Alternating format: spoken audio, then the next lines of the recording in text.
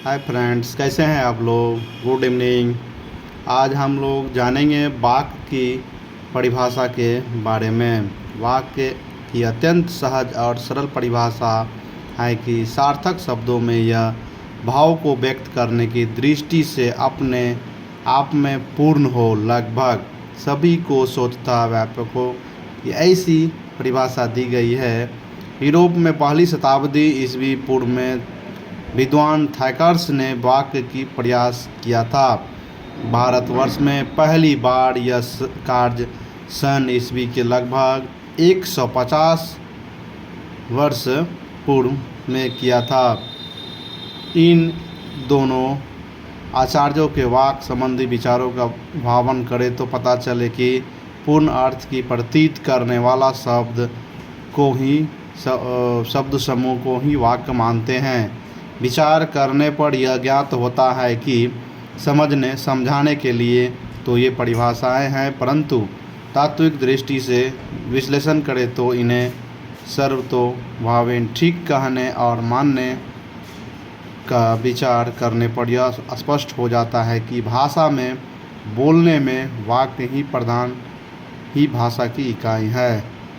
व्याकरणवेताओं ने संभवतः कृत्रिम रूप से वाक्य को तोड़कर प्रयुक्त अलग अलग कर दिया है।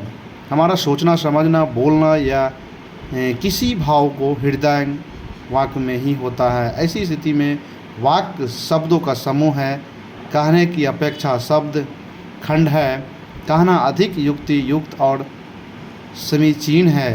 पद और वाक्य को लेकर भारतवर्ष में मीमांसकों में प्रायः ही यह विवाद रहा है। सिद्धांत के अनुसार वाक्य की ही सत्ता मूल है और पद उसके तोड़े गए अंश, किंतु अभागिता अनुसार पद की सत्ता है और वाक्य पदों का जोड़ा हुआ रूप है। भर्तृहरि ने अपने ब्राखंड 73 में वाक्य की सत्ता को ही वास्तविक कहा है। स्पष्ट है कि अभिनवाद या वृत्तीय ही आज भाषा विज्ञान जगत को लगभग पूरी मान वाक्य की भाषा न्यूनतम सहज है। भारत में पतंजलि के बाद अन्य कई आचार्यों ने भी वाक्य की परिभाषाएं दी है। विश्वनाथ की बड़ी परिभाषा प्रसिद्ध इस प्रकार है। वाक्य स्यात् योग्यता काक्षा स्थिति युक्ति प्रोचा।